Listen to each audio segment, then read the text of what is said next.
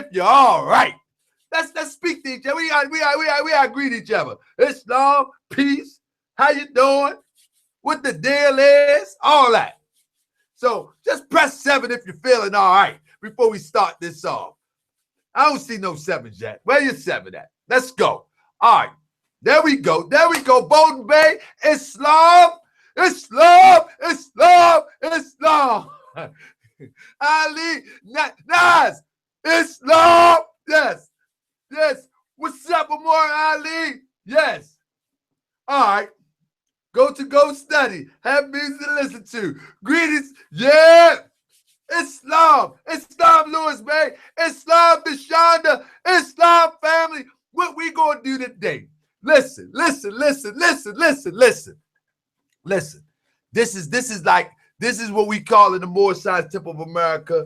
We got a few people in, but we know it always pick up. But notice this. Family, check this out.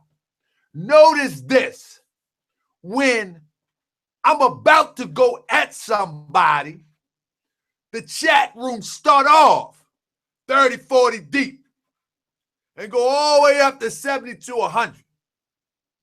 But now we're about to talk about something that is predicated upon your everyday existence as it relates to your life here in the United States. And guess what? We down in the 20s. But this is the people that we really want. See, the people that we really want is those who really care. Or as my uncle would say, those who really give a D. Those who really give a D. We want those who really care.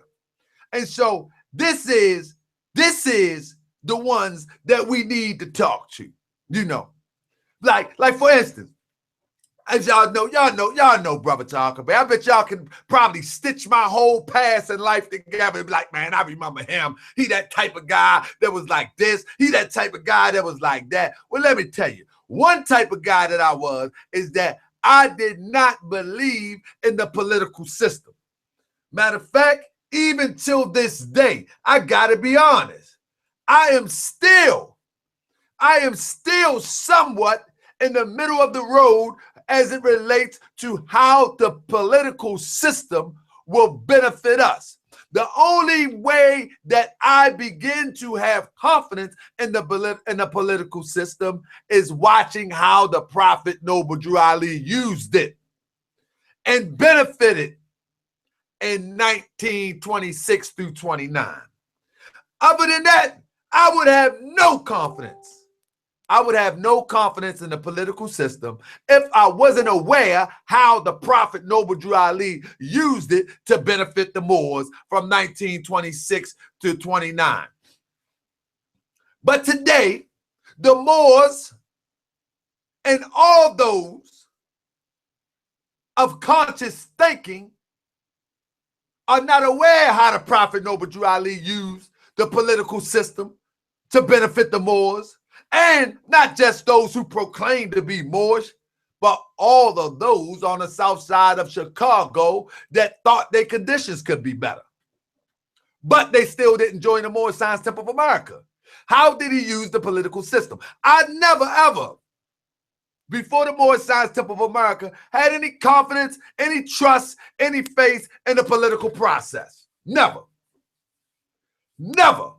And anybody before they came into the Moorish Science Temple of America or before they came conscious, but most importantly, the Moorish Science Temple of America would probably will have to agree with me that the way that the political system is set up, it seems to be imbalanced. I say seems to be imbalanced.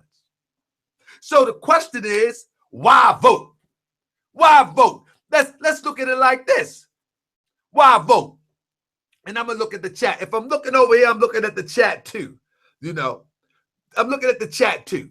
So don't think I'm crazy. Some people are like, he rolling his eyes. Look at him. What's wrong with his eyes? Man, I've been had these eyes. I was born with these eyes. You can't even tell me no more eye jokes because I heard them all. I got tough skin. I got homeboys, man. They used to beat these eyes up all the time. Man, don't worry about that. Anyway, check it out. So if I look over there, if I look right here, I'm just looking at the chat so we can communicate. But nevertheless, check this out. The political process can be very beneficial. But as we look today, matter of fact, I'm going to talk about Baltimore, for instance. When we look at the voting process in Baltimore, nothing has really changed as we relate the voting process, putting somebody in position to change the conditions. No conditions really changed here. When you look at whether you agree with Barack Obama, whether you disagree with Barack Obama, whether you say they put roadblocks in everything that he did, right now, we have to ask ourselves and be honest, did the political process as it relates to putting Barack Obama into office change your condition personally? We have to ask ourselves these questions and stop faking ourselves out. Did it help you personally? Did Barack Obama affect your life personally? Did he change or affect the quality of your life personally? We have to ask ourselves this question, because on the other side, there is an answer whether he did or whether he didn't. But there's an answer to why we need to become active in the process. Now, I got my brother here. I got another brother should be joining us soon, but I got my brother here, Grimion L. I'd like to introduce him. Welcome into the chat. Brother, are you there? Brother might have stepped away for Islam. Islam, I'm here, brother man. Indeed. Islam, oh, praise Allah. Good to see that you in the chat, brother. But I want you to take it away for a second. Let the people know who you are, where you from, and then we're going to move on from there. All praise be to Almighty God. This is Brother Zachary Grimion L. I rise giving honor first and giving praise first to Almighty God Allah, and secondly, honors to his noble and divine prophet, Noble Drew Ali, who was sent to us in North America. And I like to give honors to the forerunner of the prophet, the Honorable Marcus Mosiah Garvey. I like to give honors to all whom honors is due. But when man honors man, he honors Almighty God Allah. And with that, I say peace to all the brothers and Ali's men. Peace to yourself. Peace to Moorish world and everybody in the chat. Islam, more real quick, more don't go nowhere. Real quick. How do you feel? Just real quick. How do you feel about voting? No, let's talk like this. How do you feel? How did you feel about voting when you were younger? Have you always felt that voting was a viable process? Oh, more, I'm gonna say absolutely. When I was coming up, our mother, they basically took us to the polls more. It was a very important part of being, in this country that we call the United States of America. So, I grew up, even before, I learned information. I grew up understanding that voting was a important thing. It wasn't until I got a little bit older, you let people in life dictate to you to make you think that voting doesn't matter. And then I matured to another phase more. And to make a long story short, I evolved to the point to where I know that voting is important. This last thing is like this.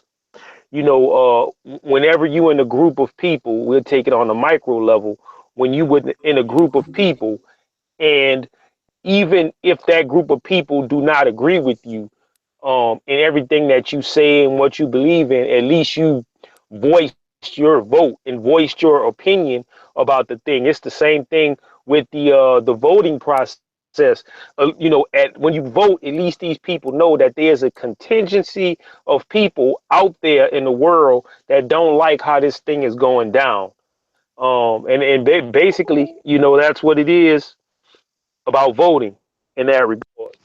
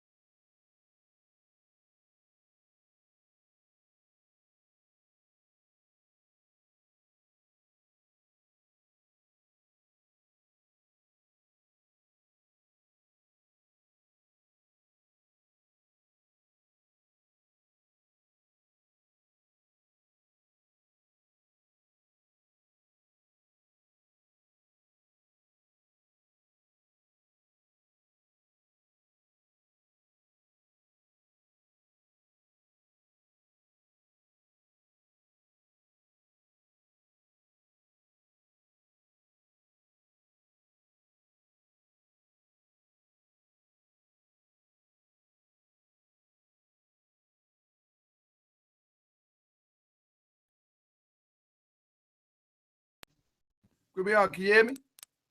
Is Islam more? Yeah, you dropped off for a second. I don't know what happened, my brother. But carry on, brother. Can y'all hear? Yeah. Hey, man, the Lord self is terrible. Now we're going to talk about some voting, and they want to play games. That's all right. Islam. That's all right, Grim. Where were you when you were saying that when you were young, but I missed it. I want to hear that. Because what people don't know is that a lot of the stuff that we do is straight off the cuff. This stuff is not planned. We talk what we know. It's straight come from the heart. And Islam. so I'm learning just as well as everybody else is learning. You feel what I'm saying? Right. So Islam. with that being said, brother, take me right back where you say your mama or family used to take y'all to the polls. Islam, yeah, more whenever it was time to vote, our mother took us to the polls so we could see what was going on.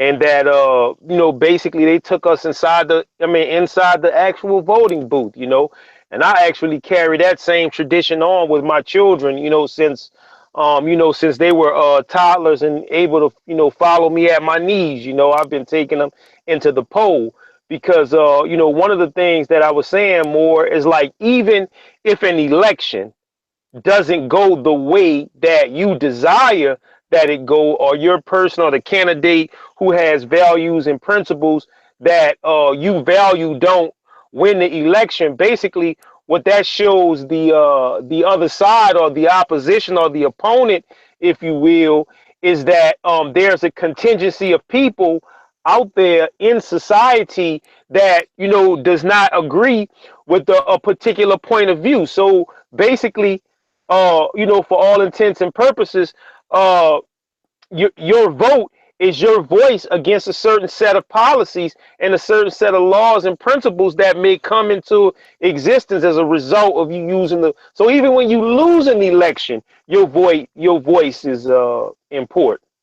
Islam. I got my brother Ali Bey. Let me try to get this echo out here. I don't know where it's coming from. Hold on. I think it's my mixer playback. Islam, brother Ali Bey, you in the building? Islam, bro. My bad. Islam, bro. What's going on? Now you good, my brother. You good, man. I'm glad to see you in the building. Guess who's Bizak? Guess who's Bizak? Gribion Hill and Ali Bey. They haven't been here for a little second for a couple shows. But guess who's Bizak? We got Ali Bey in the building, Gribion Hill in the building. Brother, they know who you are, but please introduce yourself. Tell them where you from, and let's get this show on the road.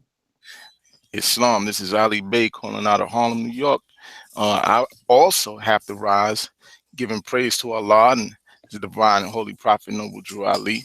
Give honors to you, brother Tahaka. Give honors to brother Zachary Grimion L, the brothers in Ali's men, all of the members of the Moorish Science Temple of America.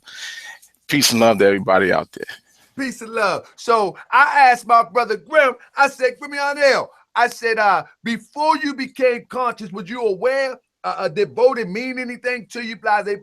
And he told a little story about how his family, his mother took him into the voting booth, or father, whomever, his family, he went into the voting booth.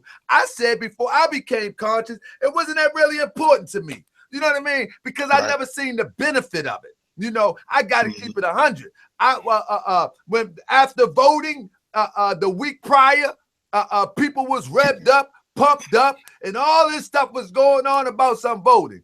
The week after, the month after, I was back into the same old web of foolishness and the same old. This is the age of comprehension. I was back into the same old. I don't think I was in poverty, but I was in the same state of existence. My quality of life did not improve. So I'm asking, at some point in time, were you always aware of what voting was, what voting is, and how it can assist in improving your quality of life? Islam, I was always aware, and I always heard people say that. But, like I was aware that that's what people believed, that voting changes your quality of life and that voting is important. And how we often hear, because your ancestors fought and died for the right to vote. So, I heard all of these things. I did not understand the significance of it, but I definitely was aware that that is how the people, particularly in the older generations, felt about voting. They felt that voting was essential. It was very important. I personally didn't understand it, but myself, like Grimion L, my mother is the one who took me to the polls in the beginning, because she was very politically aware. She was an engaged parent. She was a part of the Parents Teachers Association.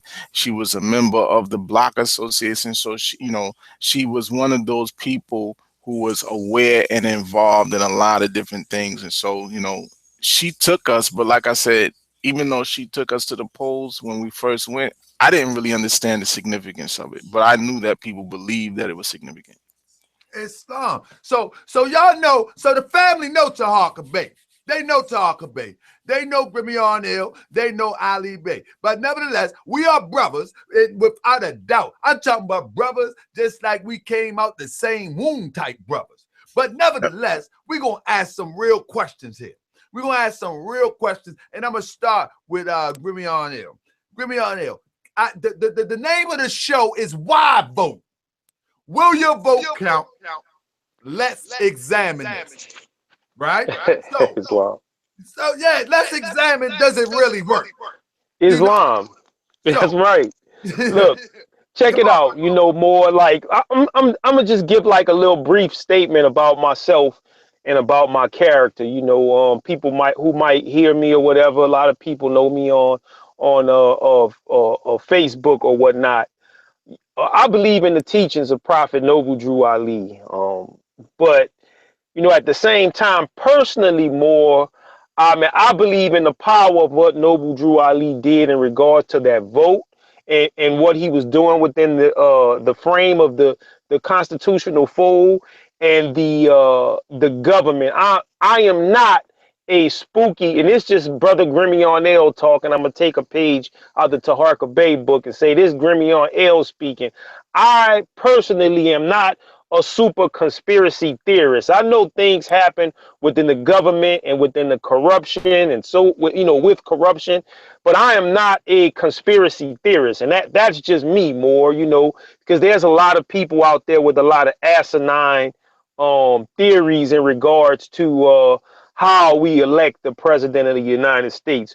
So to answer the question, basically, as it say, I'm going to say that yes, your vote is important, and here's why. Basically, what individuals need to do is to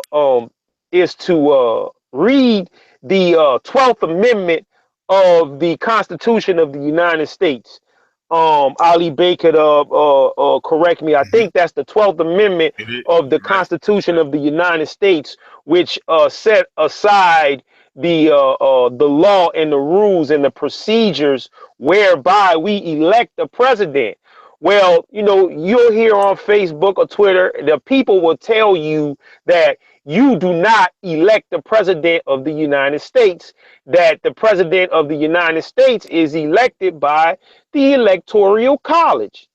That is correct. However, a precise understanding of exactly what goes on in that regard need to be given, and that's why I think this is an excellent topic that we're talking about.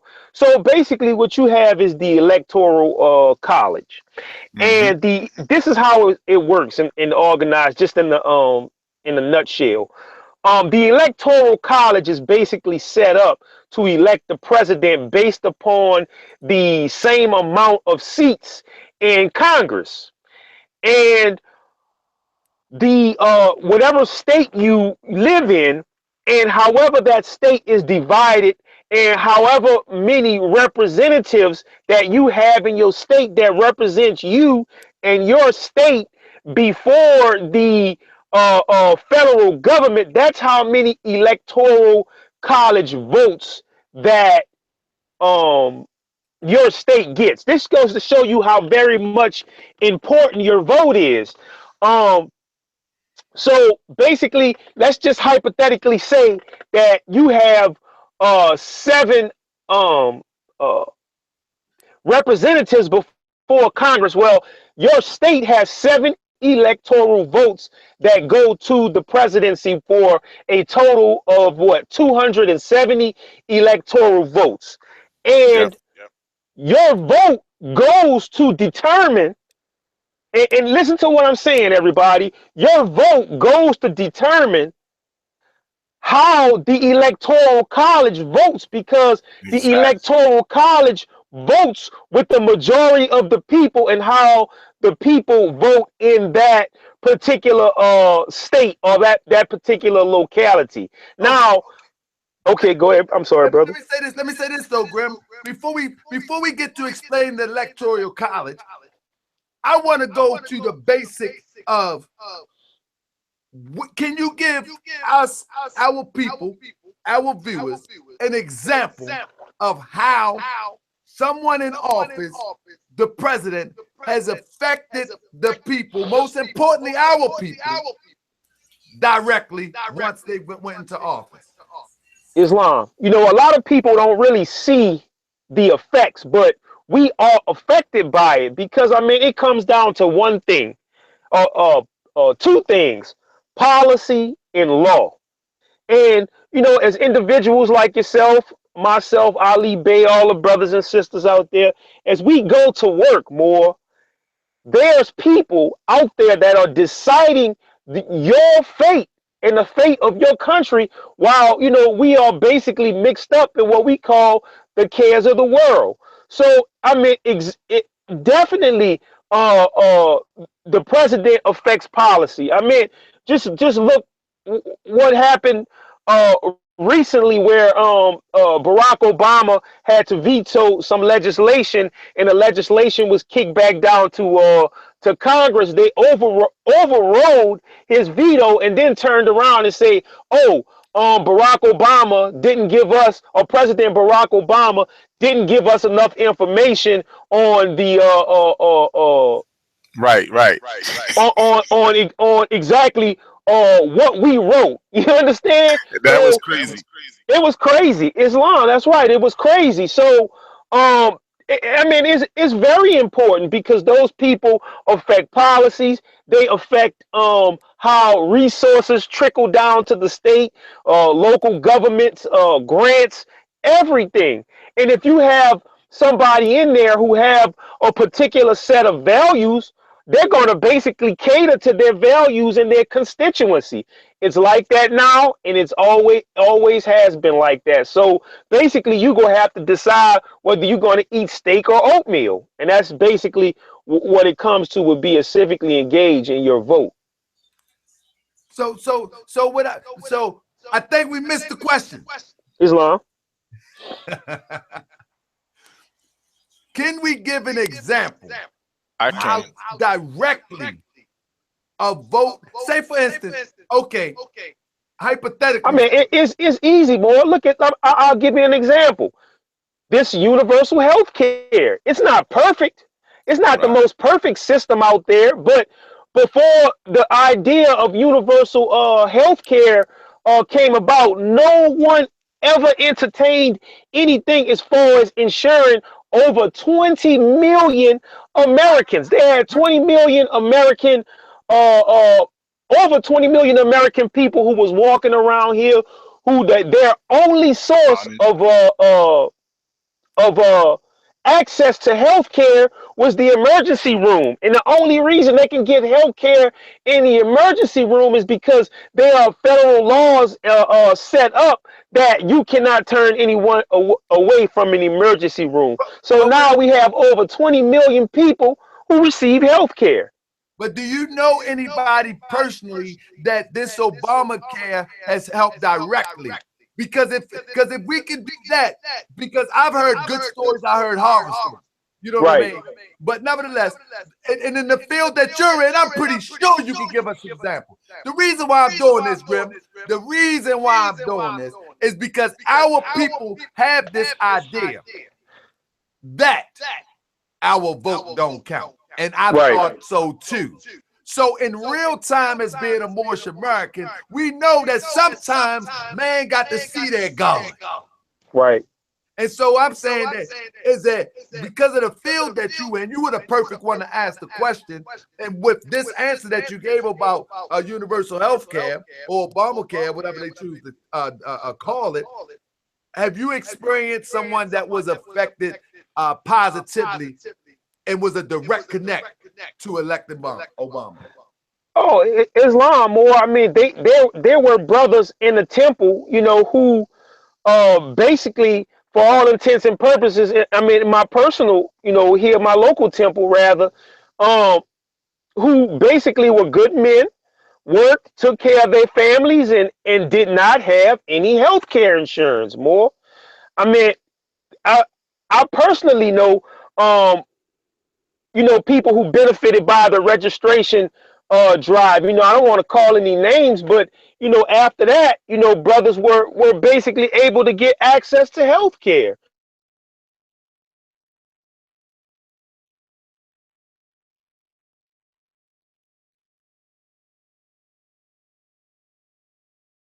An excellent topic that we're talking about.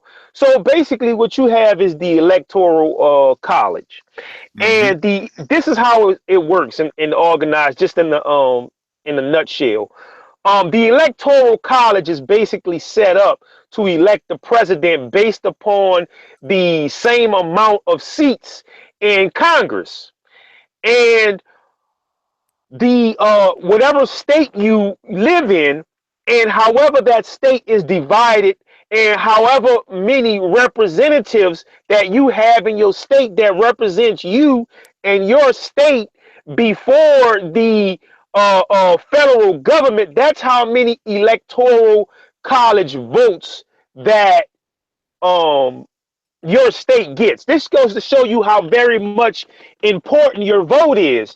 um so basically, let's just hypothetically say that you have seven um, uh, representatives before Congress. Well, your state has seven electoral votes that go to the presidency for a total of what, 270 electoral votes. Yep. And your vote goes to determine, and listen to what I'm saying, everybody. Your vote goes to determine how the electoral college votes, because the Exactly. electoral college votes with the majority of the people and how the people vote in that particular state or that particular locality. Okay. Now, okay, go ahead. I'm sorry, Let me brother. say this. Let me say this though, Grim. Before we get to explain the electoral college, I want to go to the basic of can you give us, our people, our viewers, an example of how someone in office, the president, has affected the people, most importantly, our people, directly once they went into office? Islam. You know, a lot of people don't really see the effects, but we are affected by it because, I mean, it comes down to one thing, uh, uh, two things: policy and law. And, you know, as individuals like yourself, myself, Ali Bey, all the brothers and sisters out there, as we go to work more, there's people out there that are deciding your fate and the fate of your country, while, you know, we are basically mixed up in what we call the cares of the world.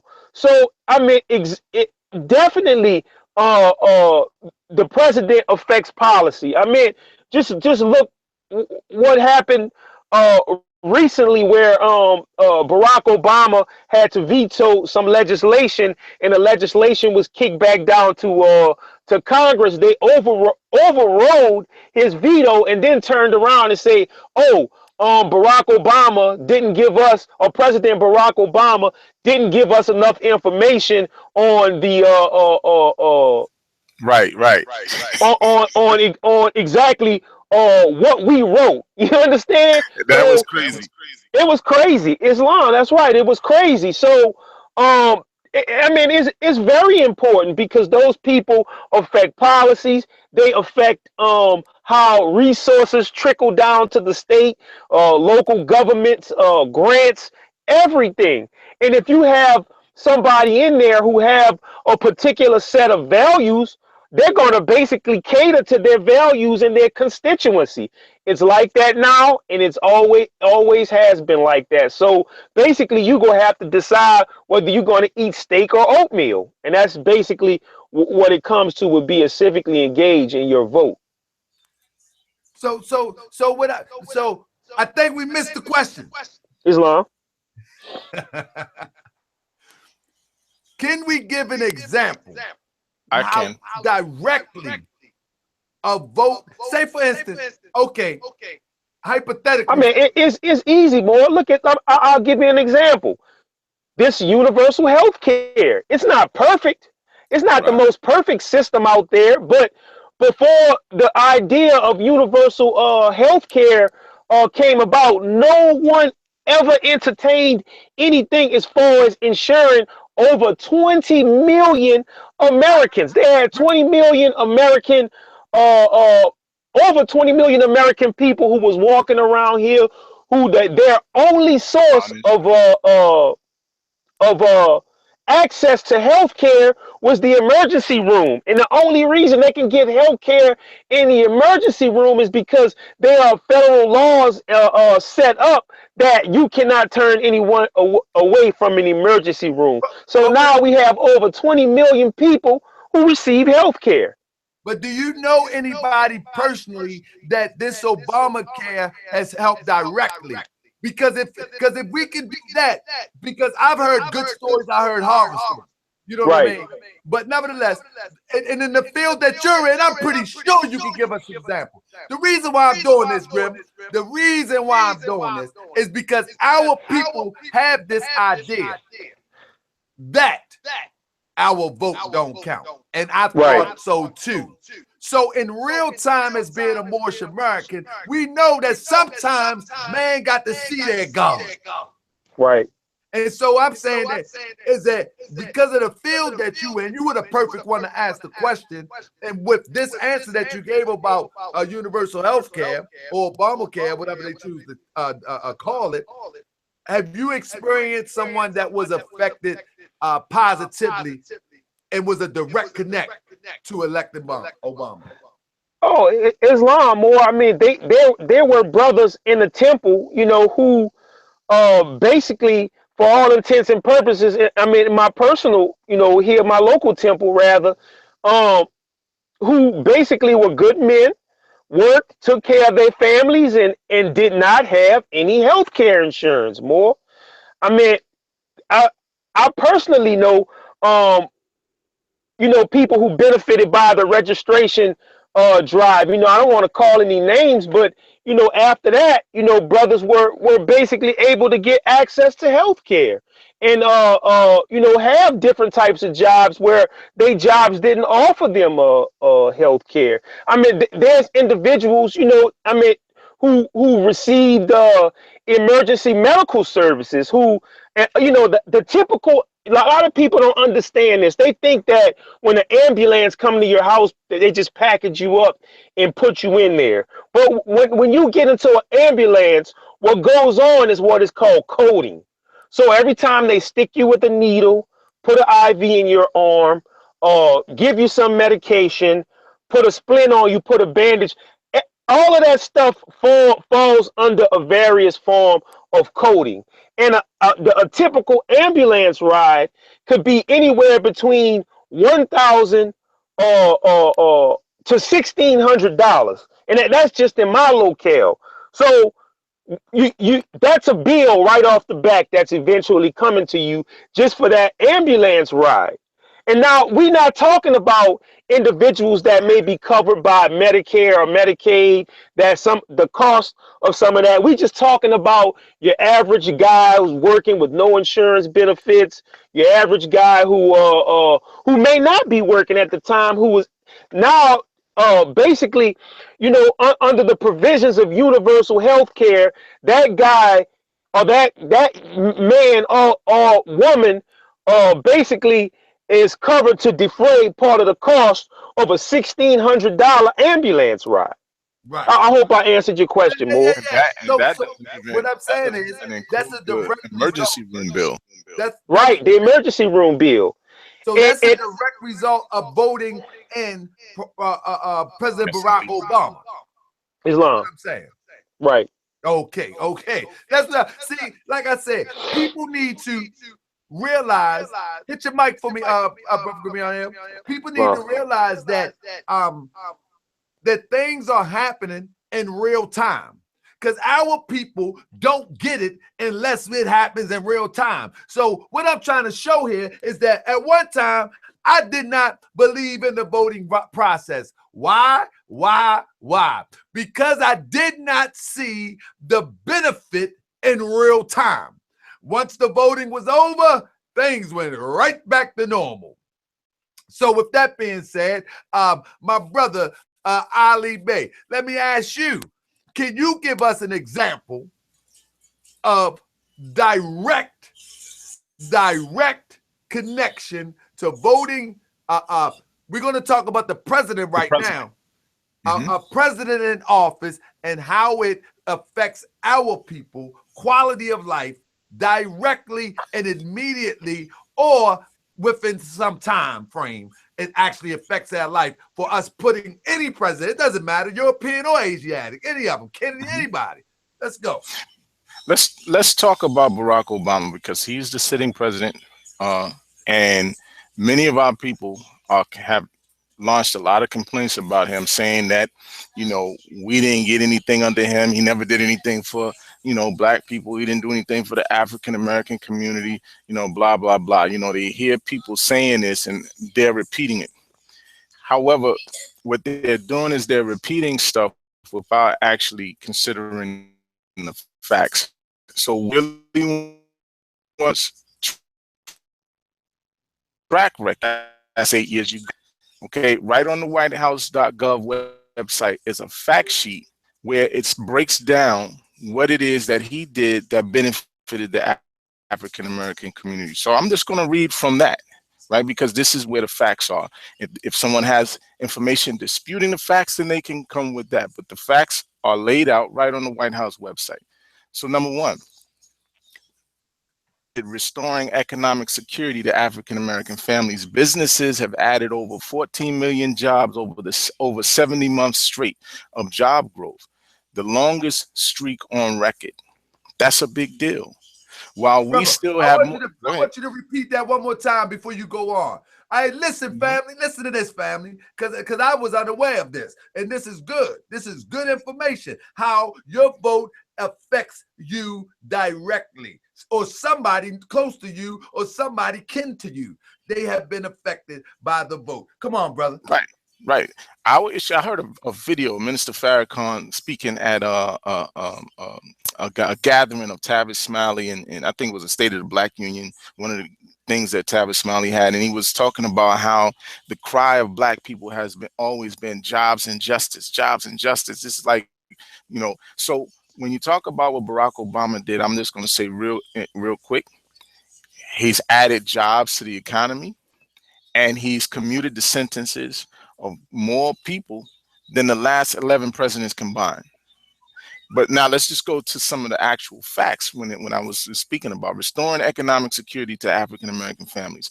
Businesses have added over 14 million jobs over 70 straight months of job growth, the longest streak on record. He says, while we still have more to do, this job growth has helped cut the African American unemployment rate in half from 16.8% in March of 2010 to 8.3% by December of 2015, its lowest level since September of 2007. The African American unemployment rate has fallen by more than the overall unemployment rate in the past few years and is further below its pre-recession level than any other racial or ethnic group. That's one thing. The next thing, permanent tax cuts that promote work and reduce poverty. The president established and recently made permanent significant improvements to tax credits for working families. The earned income tax credit and the child tax credit were expanded to encourage work and help low-income parents afford the costs of raising a family, together providing about 16 million families a year with a tax cut averaging $900. The tax credit expansions provide about 2 million African American families a year with an average tax cut of about $1,000 each. Because of these improvements, a single parent working full-time year-round at the federal minimum wage gets an additional child tax credit of more than $1,700. If the expansion were not in place, that parent would receive no child tax credit. That's another thing, providing additional tax relief for working and middle-class families.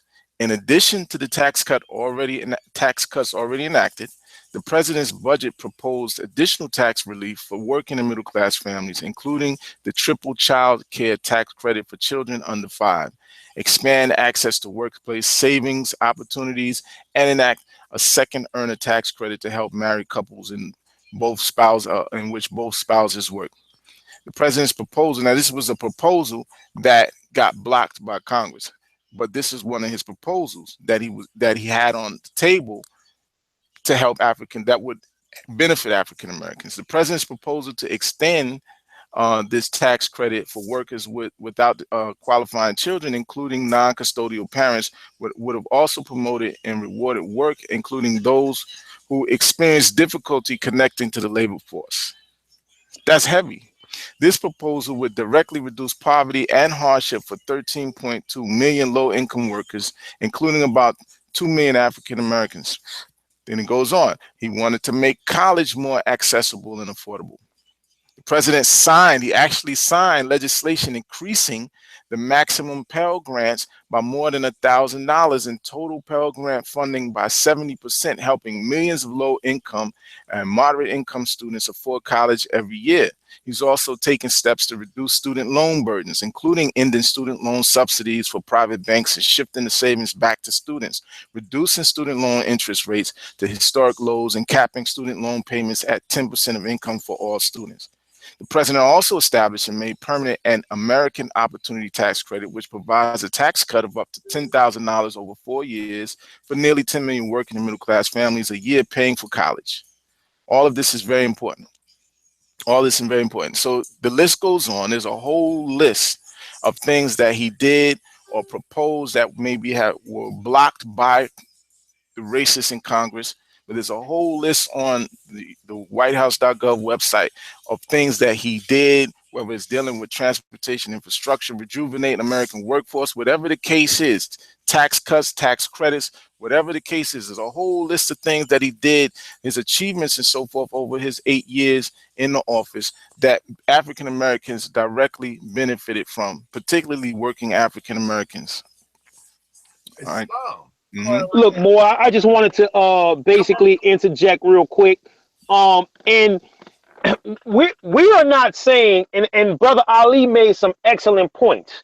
And he talked about blocking, the fact that they were blocking legislation. And I saw some people in the chat group make some comments or what have you about the universal health care.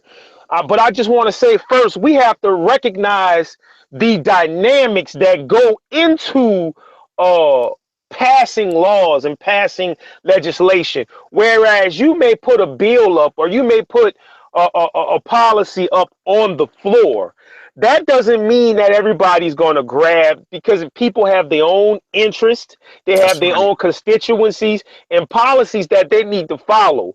So you're not going to just slap a policy on the desk of a group of legislators, and they're going to say, oh my God, this is the greatest thing since sliced bread. They're not going to do that.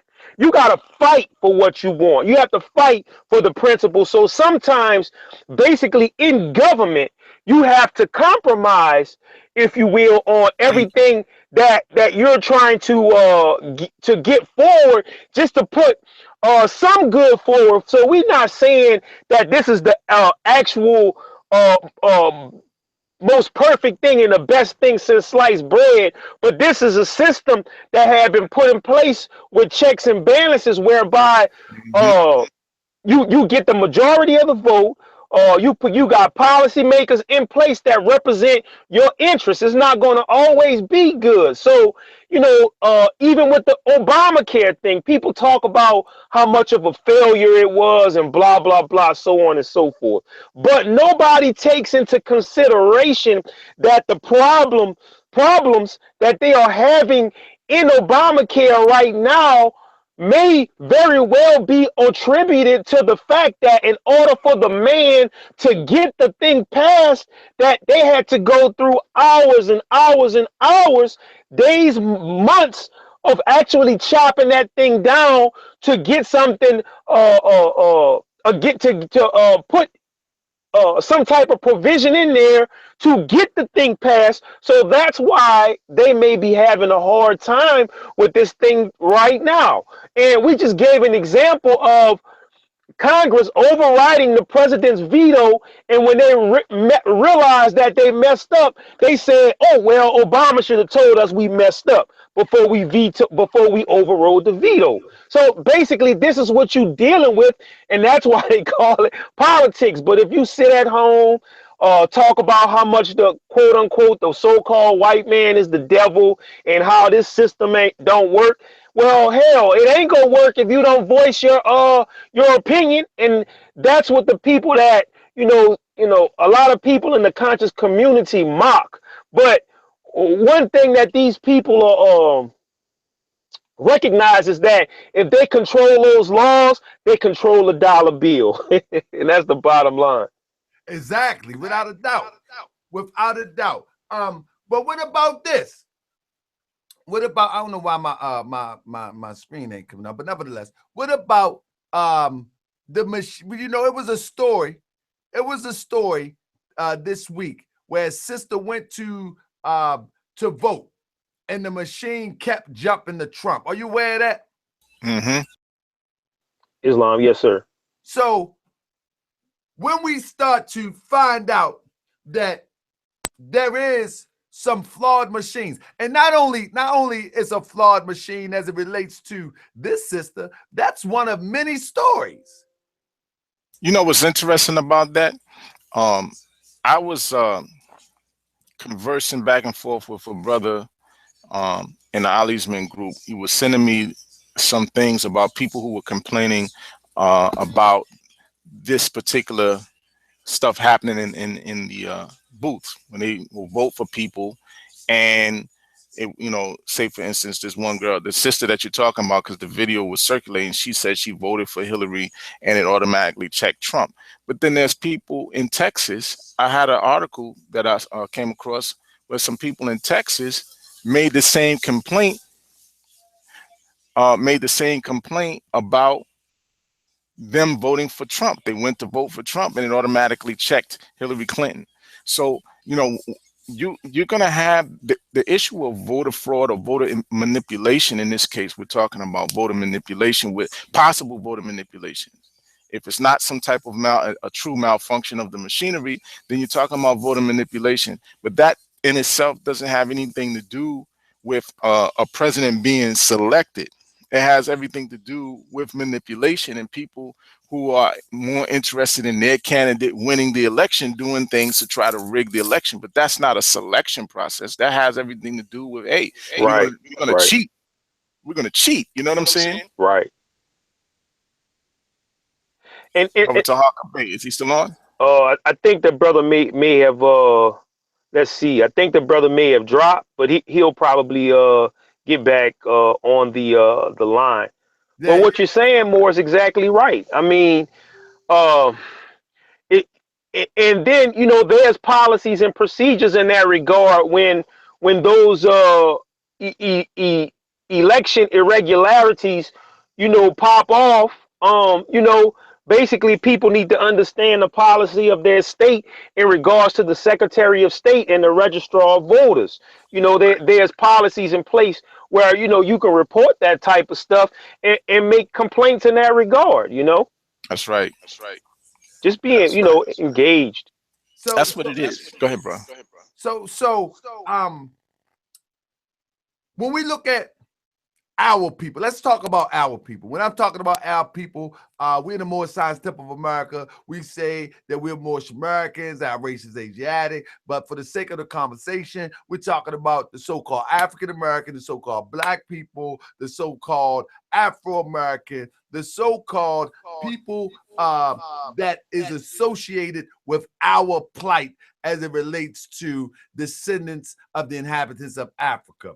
How do we participate in the vote and allow the vote to affect us immediately? And then second, that's a two-part question. And secondly, how do we convince our people, our regular people? I'm not talking about all these smart geniuses. I'm talking about our regular people, that our vote will make a difference. Because come next month, we almost here in a couple days.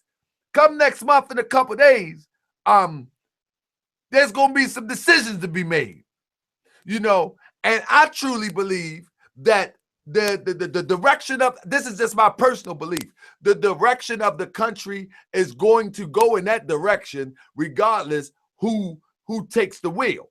Nevertheless, I also believe that the roadmap that we go on can be a little bit smoother depending upon who takes the wheel. So how do we, that's just my opinion, but how do we convince our regular everyday people, grassroots people, that they vote is important and they vote do make a difference? You know a lot what? of people don't believe it. You know what? It's mostly the so-called conscious people who don't believe it. The people who would not be considered conscious, they pretty much have a understanding that, you know, they need to participate in the process. It's the conspiracy theorists within the conscious community who, for the most part, have the most difficulty with recognizing the fact that within a republic, you have to vote. I even made a post maybe 2 weeks ago where I just put up the question: you are a citizen of a republic. What do you mean you're not going to vote?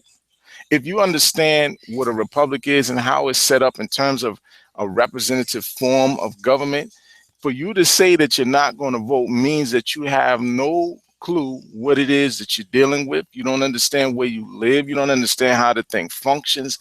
None of it. It's just completely asinine to me when I hear people talk about they're not going to vote and so forth. You understand? You know what I'm saying? So for the most part, and I've had this conversation with Sharif as well, Grimion as well.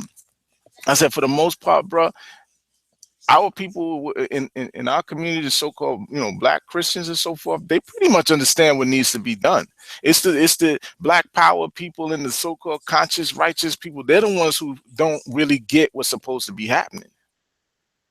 It's been the Black Christians holding this whole thing down for the most part over the past century. Absolutely. I definitely agree with that. Without a doubt, you know that for one, we know that Martin Luther King was one of the ones that was trying to march people to the polls. Absolutely. So how do we Brother Grimion, how do we begin to affect change in our local community? Because in Baltimore, like, this is what happened in Baltimore. I wish my camera would come on. I don't know what happened to my camera. It's crazy. But nevertheless, what happened in Baltimore is we have a mayor candidate that Stephanie Ryland Blake. She actually she rolling out. She done deal. It was too much pressure. She out. I'm tired. It's a wrap. I'm not running no more. So we have another mayor, a former mayor, where Stephanie Ryland Blake, she has been in 2 terms, but she was put into office by default the first term due to the fact that Mayor Sheila Dixon had got caught up into something real petty. You know, she gave away some gift certificates, some trolley ride certificates. I think it was legally she was wrong. But come on, man. She was giving people some trolley tickets. Come on, get over it. But nevertheless, they kicked her out of office for that and for a few Best Buy cards. But she was just giving them away. She didn't make money off it. But They wasn't accounted for. But long story short, Stephanie Rollins Blake was put in office. She's been in office 2 terms. I don't feel as though that she did anything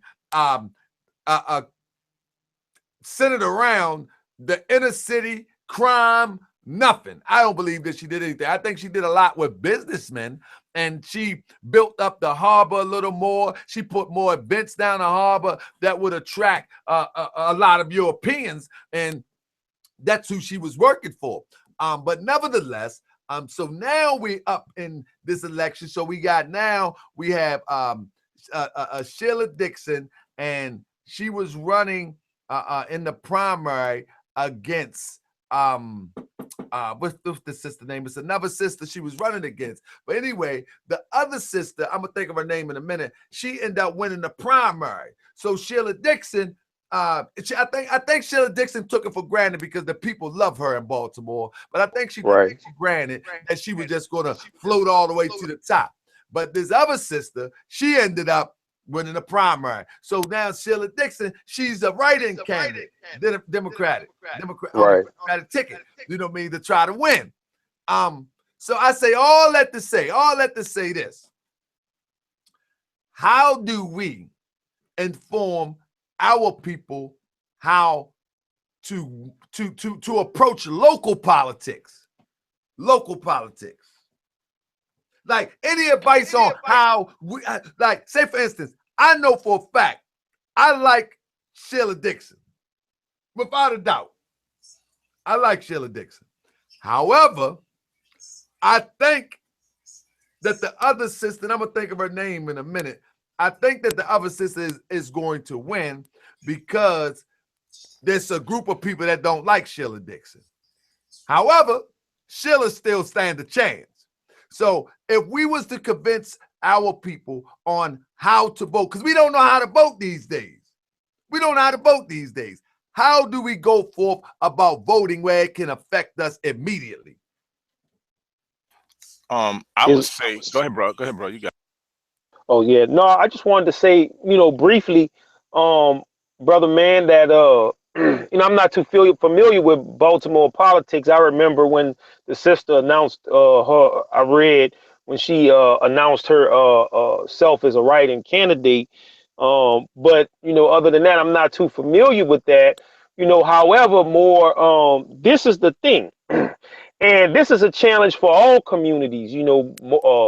The Moorish community, the Kemetic community, the Christian community, the street community. We have always had a problem in the Asiatic community, or the so-called African American community, of getting people out to the polls. And I mean, that's a chronic problem. And I mean, it's nothing that happened this year, last year, or the year before. People were always lethargic in regards to getting out to the polls concerning our people coming out to the polls, I want to say. And when we show up more, we have to not just show up with the usual people that vote, but we have to show up in large numbers. And hundreds of so-called black leaders, if you will, have been trying to grind that into our community, that some of us can't just show up. All of us, or if not all of us, a great majority of us need to show up to the polls. And you said something very interesting in regards to the sister basically building up the harbor and doing things, good for businesses. She did nothing for the inner cities, but then we have to think about how those people represented themselves before the executive, the chief executive of that, the chief executive of that city, which is the mayor. Did they show up in large numbers? Did they present what they wanted? Did they try to get certain things accomplished in the inner city? I'm not saying that they didn't, but we have to take these things into consideration because sometimes brothers go hang on the block. I got a bunch of them, hang in front of the store in my neighborhood, and the poll is right across the street from the liquor store. So, and you see none of those people go vote. So, we have to take all of those things into consideration. As far as getting people to vote, it's going to take a lot of groundwork to get our people as a majority to recognize uh, how important this is. And then even when you hit that ground, people are going to give you the argument that Ali Bey was talking about in regard to it doesn't change nothing. So, a lot of work has to be done in that regard. And it's not just a easy answer or solution to do it. All right. So let me say this. Let me say this because we ain't gonna draw this out real long. What I want to say is this. I can add to that if you Come on, brother. Come on with it. I would just say that it obviously, to be an informed electorate, that takes work. The same way that our people put a lot of time into researching ancient history that has no effect on where we are right now today in this society. They spend a lot of time online. They spend a lot of time running to libraries, buying books, this, that, and the third, researching about Amun Ray and all of these different things, right? The same way you spend time researching about these mythical deities and all of these mythological stories that took place thousands and thousands of years ago, you can spend that same amount of time or more researching the candidates who are running for election in your localities, in your senatorial district, in your congressional district. Who are these people? What are their backgrounds? What are their track records? A lot of times they have websites where you can go into their websites and you can look at what it is that they're proposing. You can look at what it is that they've done. Do they even have any track record for you to go by? Are there any, what do the opposition say about these individuals? And so it's a matter of research, just like with anything else. If you want to be informed, you're going to have to actually take an interest in what it is you want to be informed about, and research and study and do the history and the background on the people that are running for office. To me, it's a very simple thing, and either you're interested or you're not. And so when you're not interested and then you get a Donald Trump type of person, not just for the presidency, but you have all kinds of race soldiers on every level of government occupying various offices right now. And a lot of that stuff is occurring because of the inactivity, the disinterest of the people, the feeling of defeat, the defeatist attitude of the conscious community in particular. Because to me, the conscious community exudes the defeatist attitude more than anybody else.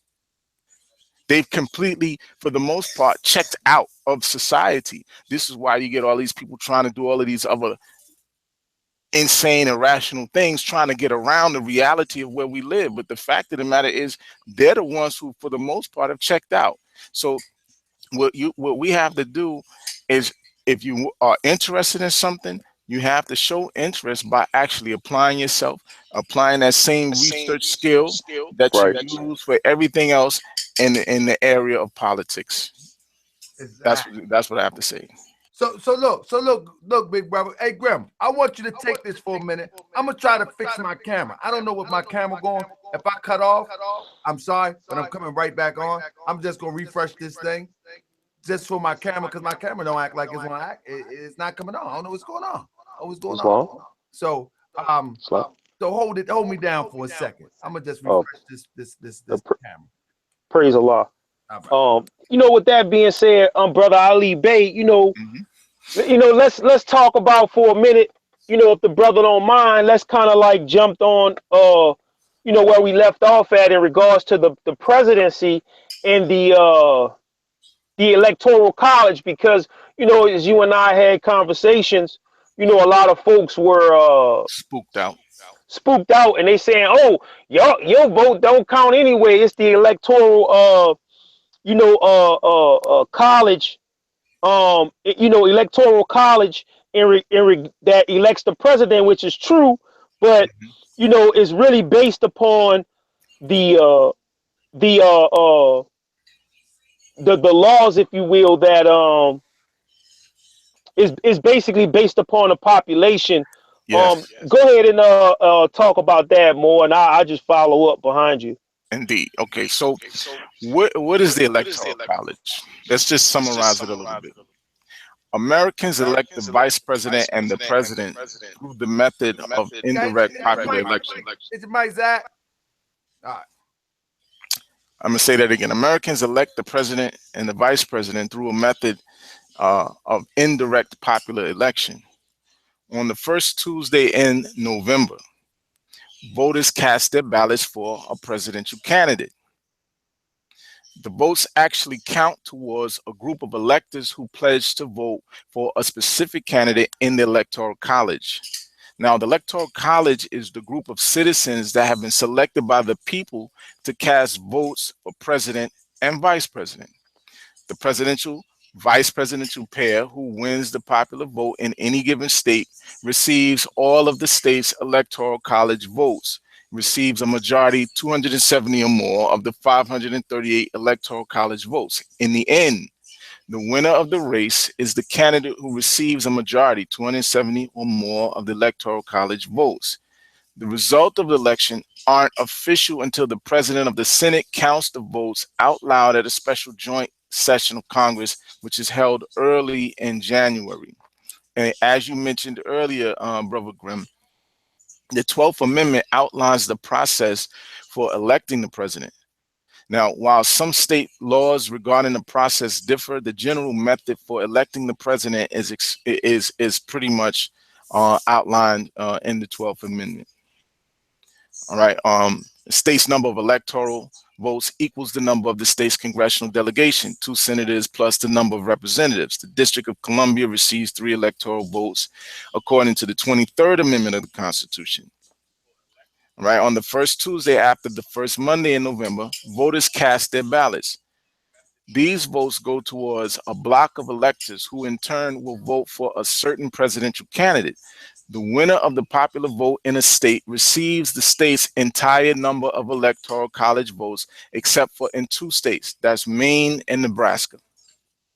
So, for example, if a Democratic presidential candidate receives the most votes in Texas, the 38 Democratic electors become the voting bloc representing the Lone Star State to the Electoral College. The Democratic presidential candidate receives 38 of the 538 total votes in the Electoral College from Texas. A candidate needs to collect at least 270 votes to win. Each state's block of voters, members of winning candidate's party, assembles in their respective state capital December 17th. At this meeting, the electors sign the certificate of vote, which is sealed and delivered to the office of the President of the United States Senate. A special joint session of the United States Congress convenes in January 6th. At this meeting, the President of the Senate reads the certificates of vote and declares the official winner. Here's a good question. Why do we have the Electoral College? Electors were viewed as a compromise between a true popular election and an election by more qualified citizens. Why does that happen? Because like we have today, we have people who are not educated electors. We have people who are not educated. And if you went strictly by the popular vote, you can wind up with some real, true, genuine idiot assholes that do not deserve to be in the office of presidency. So some of the founders wondered if it would be wise to permit the average citizen to vote, but wanted to stay true to their Republican principles. So the Electoral College was the answer. Because the system is written into the Constitution, an amendment had to be required to alter the process. Like the Senate, the Electoral College helps to distribute power away from the most populated areas. This is important. The Right, that's right, Moore. The Electoral College helps to distribute power away from the most populated areas of the United States. So, for instance, California gets 55 votes compared to Wyoming's 3, but this divide will be much greater in a purely popular vote. Then you have the issue of what they call faithless electors. So who are the faithless electors? A faithless elector is one who casts an electoral vote for someone other than the candidate they have pledged to elect.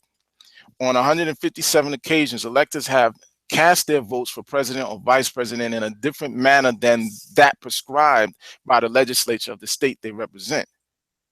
Of those, 71 votes were changed because the original candidate died before the elector was able to cast a vote. 2 votes were not cast at all when electors chose to abstain from casting their electoral vote for any candidate. The remaining 85 were changed by the elector's personal interest or perhaps by accident. Usually the faithless electors act alone. So with that being said, the important part when considering a faithless elector, one who has pledged to vote for the party's candidate, but then goes in a different direction, that's usually a one-off situation. It's usually a one-off situation, and there are actual legislated penalties for people who act in that manner. All right. There's something else I wanted to mention because I saw this guy on Brother Wade L's thread make the comment. Well, he used a quote from Franklin Delano Roosevelt, who made the statement that presidents are selected, not elected. This is Franklin Delano Roosevelt back in the 1930s saying this, obviously during the time of the Great Depression and so forth. However, what did he mean by that? What did he mean by presidents are selected, not elected? You have to take things within context.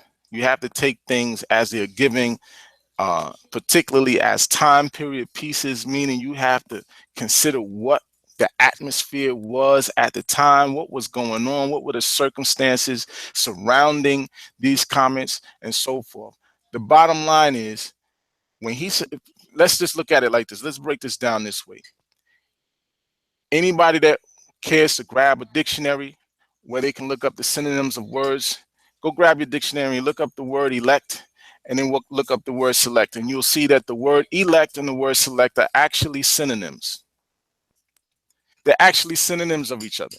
So they're not that far apart in terms of what they mean and the message it conveys, other than one has an S on it and the other one doesn't. So the selection process that he's referring to, Franklin Delano Roosevelt, is he's referring to big money versus people power. And his breakdown, his understanding of what he was talking about, and we've seen this on a number of occasions, but this usually happens pre the primaries, leading up to the primaries. We at a place now where it really doesn't matter. The thing that matters now is that you come out to actually vote and demonstrate people power through voting. And like I said, I think on one of the other shows, your vote is your voice. Either you're going to express yourself or you're going to remain quiet, where you're actually acquiescing to whatever it is that comes down the line. The bottom line is, you're talking about when someone says presidents are selected, not elected, in particularly Franklin Delano Roosevelt, you're talking about big business and big money versus people power. Who's going to have the say at the end of the day? Or is there going to be an informed electorate of concerned citizens, or is it going to be the big corporations who are putting money behind certain people that they want in office so that they can have the type of legislation that they want passed that's beneficial to them and their companies? Islam, that's right. That's all let's talk about. Go ahead, brother. No, more you on point with that. And basically, while you was talking, I was reading some of the comments in the chat room in that regard. A lot of people are talking about, how could you do this? How could you participate in the this wicked system and so on and so forth? The bottom line is this. Airlines are still flying. And if you have a problem in this wicked system, and that this system is still wicked, and this system is wicked, you basically have a free will and a free choice to fly to any country that you want in this world and live in a better system. You can go to Africa, live in any African country you want. As a matter of fact, I think the requirements to live in Liberia for a person of African descent, I think, is 3 years residency, and you can obtain a citizenship in Liberia. So why all these people on the sidelines copping out, talking about uh, uh, this system is rigged or whatever. You welcome to leave. They're But tired. this exactly. How you expatriate, and but for me Expatriate. and my exactly for me and my household and a lot of brothers here, we know that practicality that and sisters, the practicality that any of those people will going to leave this country that they're complaining about is null and void. So what ends up happening is they're going to sit around and complain about what's going on, as opposed to participating in the system and fighting for rights and laws and policies to make a better community for themselves and the people that of interest that they represent more. And it was an excellent breakdown on the electoral college, that you gave. And people, they hear that, but then they immediately jump into the spookism aspect, you know the spookism aspect of the electoral college, without realizing that each one of these states have a certain amount of number of individuals based upon the representatives they had in Congress. Like you said, for example, um, California has 55, which is a huge number, and that usually California, and I believe, is it Ohio? Correct me if I'm wrong. When you get a jump and lead in certain states, you basically guaranteed a win for the presidency. Right. And people usually, I think, bow out at what, 250. If the electoral counts on a half of their opponent reaches 250 electoral votes, they usually bow out with 270, being the max. Depending upon what Mr. Trump does, um, at this particular point, during the election, it's going to determine, whether or not he's going to, go for, a full count, if he don't, bow out. So, Right. we just got a lot going on for that. But, more, This is hard. yeah, more. I want to talk about one more thing. I mean, I don't know if it's within the bounds of the topic of this show. Now let's go. Yeah, if we let's address the issue of the candidates, because the picture of the flyer, we have Donald Trump, There we and go. and we have Hillary Clinton. Um, Right. let's talk about Hillary Clinton and the whole thing about the crimes bill and everything like that in that regard, and then we'll talk about some things as far as the policies of Yes, Mr. sir. Trump, because a lot of our people, basically, you know don't with good reason for some of the other policies, but they don't trust Mrs. Clinton. So let's talk about that. All right. Well, here's the basic part of this whole thing about the crime bill. That was Bill Clinton's crime bill. Hillary Clinton was not even a politician at that Right. point. On top of that, the crime bill, if anybody watched the documentary on Netflix called 13th, they mentioned how that crime bill came about. There you go, Tahaka. I see you now. Brother, I was struggling.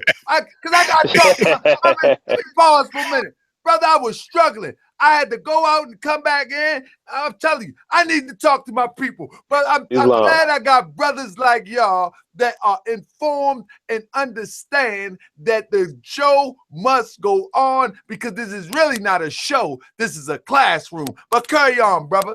Carry on. Thank you, my brother. Yeah, so in the documentary 13th by the film director Ava DuVernay, they expose where that particular crime bill came from. It came from the American Legislative Exchange Council. Okay, and that's very important because it didn't actually come from Bill Clinton. See, he signed off on it, but so did the Congressional Black Caucus. And what's happened, see, like we gotta, again, this is why I keep saying put things into perspective. You have to deal with the time period, what was going on, the consequences, the circumstances surrounding it when that crime bill came about. If you go back to, like I mentioned earlier, Farrakhan was talking about the cry of black people has been jobs and justice, jobs and justice. Well, let's talk about the justice part. Let's talk about the issue of crime in the black communities and so forth, right? And people got mad at Hillary Clinton because she used the term super predators. And I want to speak on that too, because that's being taken completely in a whole other direction than where it really needs to be. But let's just talk about the crime aspect of it. I grew up in Harlem, Manhattanville projects, down the street from Grand Houses, down the street from St. Nicholas projects, right? There was things going on in the hood, okay? There was things going on in the hood that we all, if we're going to be honest, are going to have to admit were going on, right? We had a major issue with crack at a certain point. If you all remember, those who are old enough to remember, if you remember the crack epidemic and what that stuff did to our family members, and I'm going to say they were our family members because that's indeed what they were. They were our family members who got caught up in the drug abuse of crack cocaine. They were our family members who got caught up in selling this stuff to our other family members, our children. All kinds of people got hit by this crack cocaine epidemic. And on top of that, not only did they become drug addicts, it made it expanded the criminality within the community, because crack addicts had a habit of robbing people and stealing from people within their own families, friends, whoever, in order to support that habit. So you have a problem with drugs. You have a problem with an influx of guns in the community. I have family members who suffered behind drugs and gun violence, family members up in the Bronx. You know what I'm saying? This was the reality of where we were living. And so when they came up with this crime bill, a lot of it had to do with being in response to the cries of the concerns of the so-called black citizens in the Right. communities. In the inner cities, right. You know what I'm saying? And so people went along with it, not knowing that the long-term effects of the penal codes behind it was going to do so much damage to the families and so forth. But they did it and as a response to what was going on at the time with the criminality within the various black communities around the country. Okay, in New York, they even had what they call the Rockefeller drug laws, where they was catching dudes with some real crazy, penalties and things, man. But the bottom line is, just to move off of that, I just want to say that that crime bill was not Hillary Clinton's crime bill. She supported it because she was doing it as the wife of the man who was the president, the same way Michelle Obama does things in support of her husband. All right, she speaks on behalf of Barack Obama. She's not a legislator. She's not a politician. So at the end of the day, it's not really fair to hold Hillary Clinton responsible for the crime bill that the American Legislative Exchange actually came up with and her husband's administration signed off on, because the black community was complaining about the crime in their communities. All right, so that was in response to that. So now the term super predator, if anybody who had a problem with the fact that she used the term super predator is really interested in what she said, go get the video clip of her speech where she used the term super predator. And what you're going to find out is that nothing in her speech was race or ethnic specific. All she did was use the term super predator in regards to the criminal element in society. She did not say black boys are super predators. She did not say black men are super predators. She didn't say coloreds or Negroes. She didn't say any of that stuff. She talked about the element in society that other people, and she didn't even coin the phrase. There were other people, some sociologists from some university or something.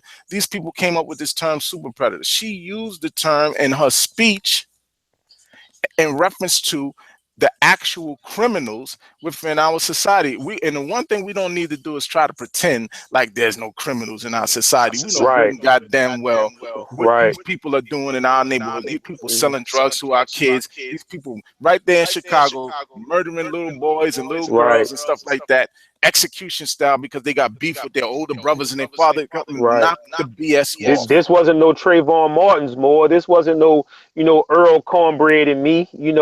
People talk about like these. Some of our brothers was like Cornbread Earl and me, like they was some innocent victims. But we act like, and some of us was AK-47 told us. Right. Let's just keep it real. They act like, like brothers and sisters didn't hurt and kill each other. I mean, man.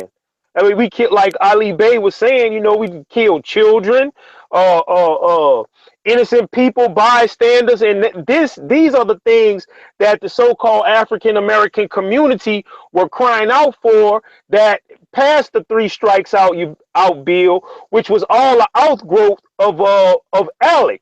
What Ali Bey was talking about. So, even when we talk about ALEC, it was a private organization, a private corporation, if you will, of religious individuals, business people, or whatever, who had these so-called conservative values, who were basically writing and pumping out legislation and passing them to interested conservative parties and politicians to get that stuff passed on a local, state, and a federal level.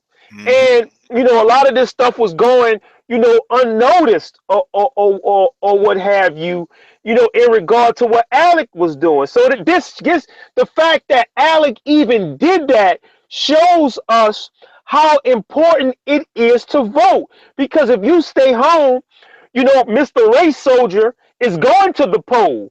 Mr. So-called conservative Archie Bunker is going to the poll, and he's electing and putting in office the people that represent his interests, so those people are able to accept ALEC policy, vote on it, and have that stuff passed. As a matter of fact, I'm gonna say this last thing real quick, is that on the documentary 13, there was an individual who they were passing a bill, and this stuff was so blatant that the congressman didn't even bother to take the ALEC name off of the bill, and he was called out on it by another politician. It just boggles my mind how people don't see the value of playing in this game. And that's how we got that. That's how we got that. All of this three strikes you out bill and all of this hard stuff in regard to putting brothers away for the rest of their lives. But like the prophet said, our people in the South, our people are committing the sins, and we need to reform too. We can't just say, "Oh, Bill Clinton put men in life." What about the spiritual and the moral reform of our community that we supposed to be doing to prevent individuals from killing and being killed? So we turn around and we don't take our responsibility in a problem. We turn around and we blame Hillary Clinton for it, but we don't take the part that the sins of our community did. Brother Grimm, and Brother Ali. What if I don't trust both of them? What is your advice to me if I don't trust Trump, I don't trust what her name, Hillary? I don't know what to do. I don't trust none of them. Then Look what? at their platform. Look at their platforms. Look at what they're running on. Now, what I'm saying is, I checked it out. Mm-hmm. I looked at everything from the reality to the conspiracy. I didn't weigh both. I didn't say, hold up, man. Hold up. Man, none of this stuff is, but where do I move from there? Well, I would say, based on the person's platform, what it is that they appear to be interested in doing, whose platform lines up more with what it is you feel is valuable to you and your family and your community, who do you think is more likely? Like, for instance, I'll tell people this: the things that Barack Obama has either done or attempted to do, which candidate is saying that they are willing to advance those things, fix the problems with the universal health care that may exist now? Which candidate is talking about repealing the universal health care altogether? Which candidate is talking about now criminal justice reform versus which candidate is talking about all we need is law and order and to institute stop and frisk nationwide? Okay, which candidate has an actual plan that you can look at for the economy in terms of growing the jobs even more than they, to continue the job growth that we've seen over the past 8 years, and which candidate is on track of expanding unemployment? Because the fact of the matter is, if you look, Donald Trump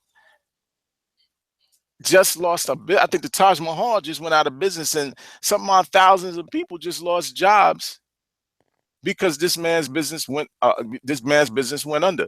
So he's not, first of all, he's not the businessman that a lot of these people trying to claim he is. No, he's a dirty businessman. Is a lot of his stuff he's done has been very dirty business. And me being from New York, Donald Trump is also from New York. And I used to have this conversation with Brother Way L all the time, because he was one who believed that Donald Trump would be good for the economy. My question to him was like, where? Show them. Like, the thing is, especially for our people, because when I look at it as, how would these things benefit, how would these candidates benefit our people on any level? Donald Trump has no track record, number one, in politics whatsoever. Or in New York City on a local level, he's never been a councilman. He's never done anything. He's never even tried to run for mayor in New York City. Forget about the governor or anything else. He's never even tried to run for mayor. But now all of a sudden he wants to jump up and be the president of the United States. The bottom line is, his business track record is terrible. It's terrible for people who want to look into his business track record. Look it up. You'll see this man's track record is terrible. He's a racist. Okay, the stuff that he's done in New York City, the buildings that he's built in New York City, they haven't benefited our people in any way. The construction of Donald Trump's buildings go to the Italians when they're building his buildings. Let me say this. Yeah, go ahead, bro. I'm reading the chat right now. I think this is a good conversation, and I'm reading the chat. And brother, you just brought something to memory. I'm reading the chat, and a good supporter, good brother, Salam Alaikum to my brother War Ready. War Ready said, "Forget that. I'm not voting the lesser of the evils. They both evil." And I felt my brother War Ready on that for a second, right? I felt him. But let me just say this. But hold on one second, brother Ali. Mm-hmm. Then I thought about it for a second. I said, hold up. As I listened to you, I thought about it. I said, listen. I remember back in the 90s when Bill Clinton was in office. I was before Bill Clinton was in office, I was into pharmaceuticals, say, I was acting fool. Long time ago, acting fool. Mm-hmm. And so when I decided to retire, pharmaceuticals. No doubt. It was so amazing that when Bill was in office, regardless of what they say about Bill Clinton, I could actually go anywhere to get a job. And I don't have a squeaky clean record, but I could go anywhere. Bro, I've never had a flunky job. I mean, I always conduct myself in such a way that I would sell myself. I would still present myself in the best light. But I remember that the moment that Bill Clinton went out of office, and I was the type that I always wanted to improve myself. So I would get one job. If this one was better, I'm going to this one. Then that one was better, I'm going to that. I never stuck in one place. But after he left office, and I tried that, I could only equate it to who was in the presidential seat. Right. I literally could go anywhere. That's how good. Matter of fact, Bill was in office with a surplus. That's how good the economy was. You understand what I'm saying? So I say all that to say, I heard my brother War ready. Both of them evil, which I agree. I agree 1,000%. Islam. I agree 1,000%. Right. However, Look, can I say something real quick more as far as I'm almost Islam, like 2 seconds. I agree 1,000%. But however, because Hillary is connected to Bill, and I experience the ability to go and employ myself, or people employ me, I probably got to go with the Hillary side. That's just me. That's because of Bill. I know they ain't right. I'm not judging that. I'm saying we need people to put some food on their table, food in their mouth, and clothes and roof over their children's head. And because of Bill's track record, I got to say Hillary will follow suit with the economic track record. Because remember, when Bill got in office, the economy was already beat up. It is what it is. But you, Grim, come on, brother. Grim, on there, you there? Yeah. You there, brother Ali Bey? Yeah, I'll say this while he's getting it. But you understand what I'm saying about that, though? Because my brother already said there's periods of boom and recession in the economy. But I had to attribute the boom directly to Bill. Because before Bill Clinton, George Bush Sr. wasn't doing nothing with the economy. Look at where this is a good example. Our president right now is a good example of bringing an economy back from the brink. How certain individuals have the acumen to be able to bring an economy back from the brink of disaster. This president did that. Now, what you're going to have is one president who's going to try to take it back. He's already saying he wants to make America great again, right? You know what that means to me? To me, that equates to the South shall rise again. Okay, to me, that equates to the 1950s when people would try to sit at a counter in a restaurant and would get hoes and dogs and all. So there are certain people with certain agendas that are just unacceptable. All right, we may not like Hillary Clinton. She may not be our ideal candidate, but Hillary Clinton is more likely to advance the things that President Barack Obama proposed and had rejected by the Congress.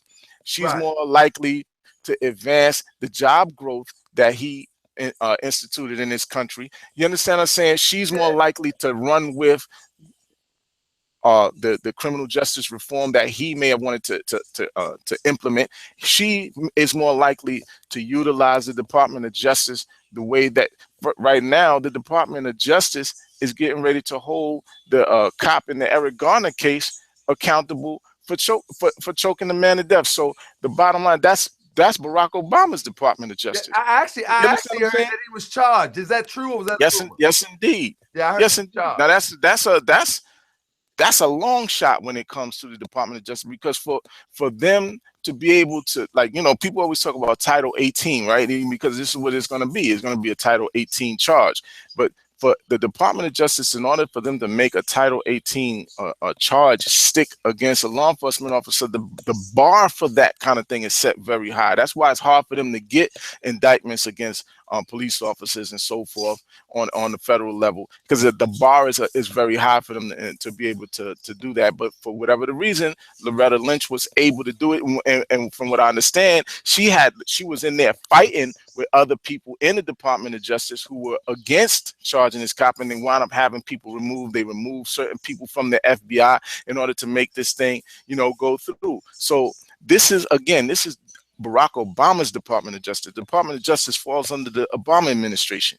Okay, so when you're talking about that, there's an outstanding appointee to the Supreme Court right now that the Congress did not want to did not want to um, implement because it's Barack Obama's appointee.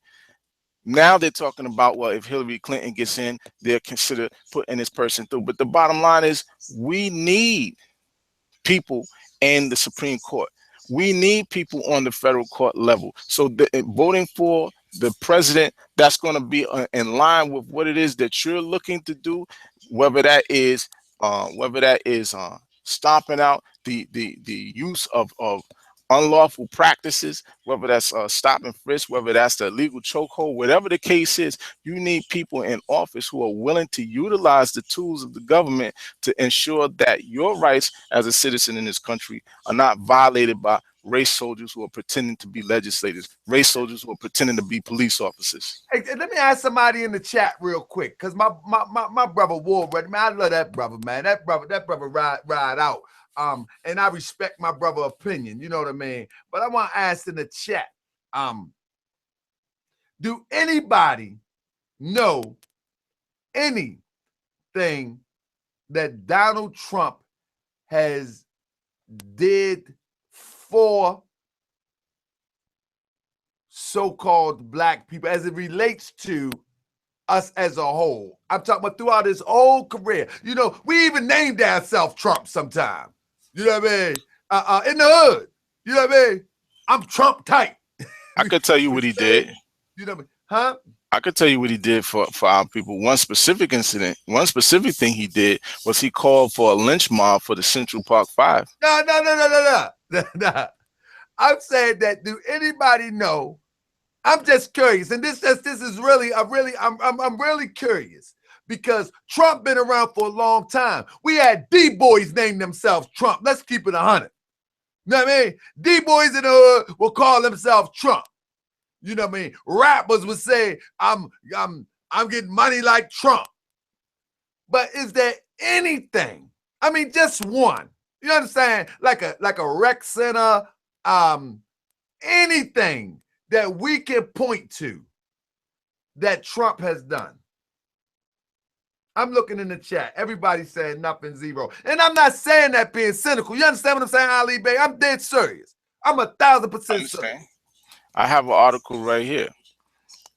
There was an Asiatic woman who was denied housing by Trump because of the color of her skin. These kinds of incidents took place over and over and over again. Not only is he a sexual abuser, not only does he have people coming out talking about they raped him and raped them and so forth, but the fact of the matter is he's also racist. I know someone else who was in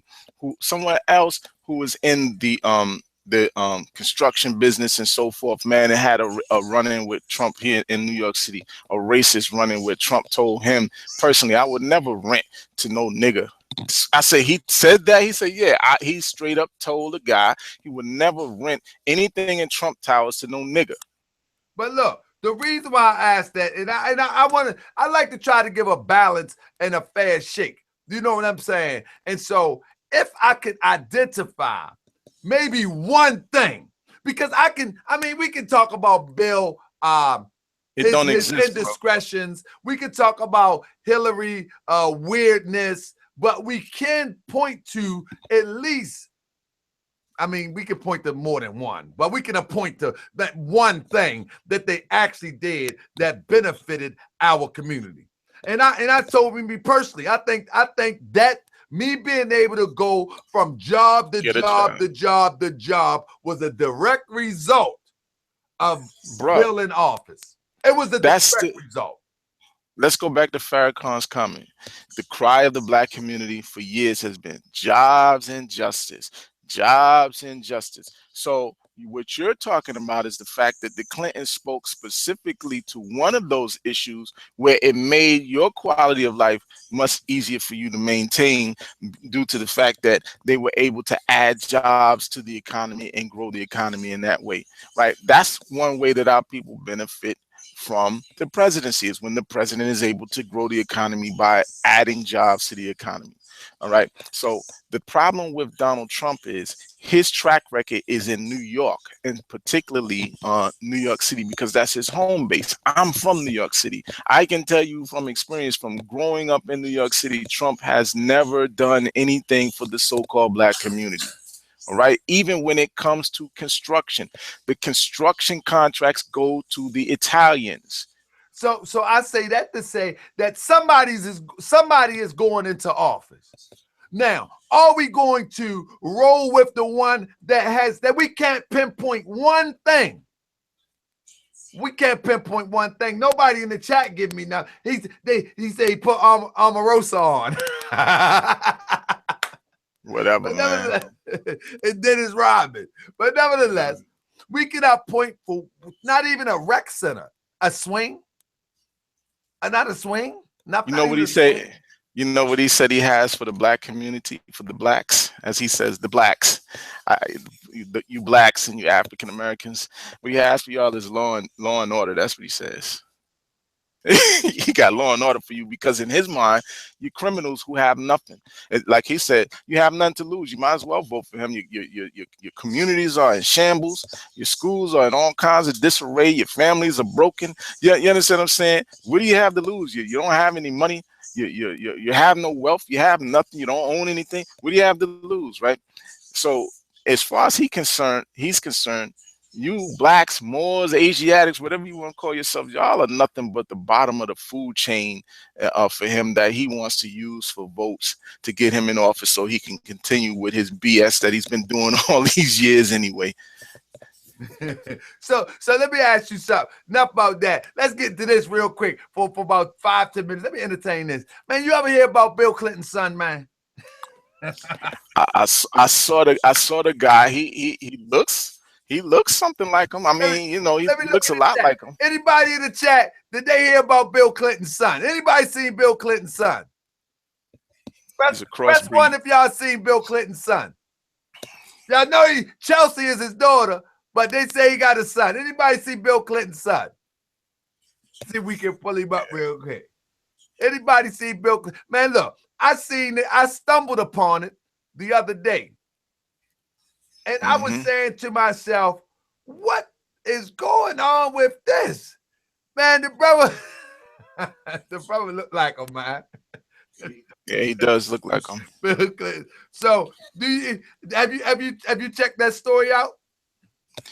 Now, I seen a little press conference kind of thing that he did. It was a little video where he was talking, but I didn't listen to it. I just saw that, different people were posting it on Facebook or what have you.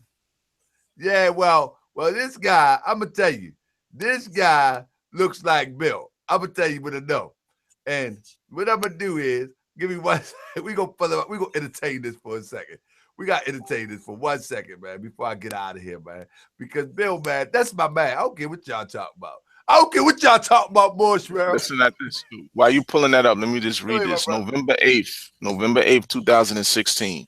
During this presidential cycle, the president of the United States and the vice president will be elected. In addition, this is important. In addition, all 435 seats in the United States House of Representatives and 34 of the 100 seats in the United States Senate will be contested. 13 state and territorial governorships and numerous other state and local elections will also be contested. So November 8th is important because you're not just voting for president, but you're voting for the possible retaking of the Senate. Or if you're in line with the principles of the Democrats, if you're in line with the principles of the Republicans, then leave it as it is. If you think they're doing a great job, the Republicans, in terms of representing your particular constituents, leave it as it is. Don't do anything. Don't do anything. Just let them stay there. But the fact of the matter is, the Senate can be retaken by the Democrats if the people come out and vote. Okay, the House of Representatives can also, the Congress, you have these all of these seats are being contested, 435 seats in all. So I think it's very important. It's very, very important that you look on November 8th for what it is you're supposed to be engaging in. And that's the affairs of men, as the prophet said. You're supposed to engage in the affairs of men. The prophet also said that any man or woman who fails for whatever the reason, he said any man, anytime a man or woman fails to cast their votes, they have cut themselves off from all rights as a citizen. right? And the reason he's saying that is because he understands that this government where we live is a republican form of government, which means it is a representative form of government, which means that in order for your representatives to actually represent you, you have to take your part in the democratic process, and that means casting your vote for who it is you want to represent you in this particular type of government. Are considered sovereign. So those is for all these people who are into the whole sovereign thing. Sovereign people, sovereign people. But the sovereign people, get your Black's Law dictionary. The sovereign people are the entire number of citizens who, through their chosen representatives, exercise their sovereignty. So the way you exercise your sovereignty is through your chosen representatives. And the way you make your voice heard is by voting. Your vote is your voice. Period, point blank. And you can either say something or you can shut up and acquiesce. Absolutely. Hey, brother, look, we gonna about to get up out here, man. I gotta say this before we do. If you really want to change your condition, in the true sense, and you want to see change overnight, you have to get with organized voting. What do I mean by organized voting? You have to, some people you're going to have to tell who to vote for, not get out and vote. Right. Some people, if you're more educated, some of us are more educated than others. Face the facts. Some of us are going to have to say, come with me. I need you to vote for this person. Come with me. We're meeting down at the Moorish Science Temple. We're meeting down at the local rec center. We're meeting down at the library. And then we're all going to go and vote locally for A. Because A is going to bring back B. B changes your condition. So voting does make a difference. We have been voting recklessly. We have been throwing our vote around like an old car wash rag, a rag that we washed our car with, and we don't want it no more. We just throw our vote around anyway. Or not vote at all. Yeah. Or not vote at all. You know, when somebody say vote, like Diddy, vote or die. You know, remember that? Vote or die. Yep. But he's telling a bunch of people that are not familiar with politics or the voting process or how can they benefit or how to benefit from voting to vote or die. But who the heck are they voting for? They don't know the Democrat from the Republican as it relates to issues. They know by name that they're different. Right. They hear that the Republican is the oppressor and the Democrat is the one that lifts this oppression up off you. That's what they hear. But little do they know that it was the Republicans, the one that changed more of your conditions than the Democrat. Yeah, the situation has changed over years, and now it appears that the Democrat are doing more works to change your condition. However, I'm one who vote for the issues. I vote for the issues.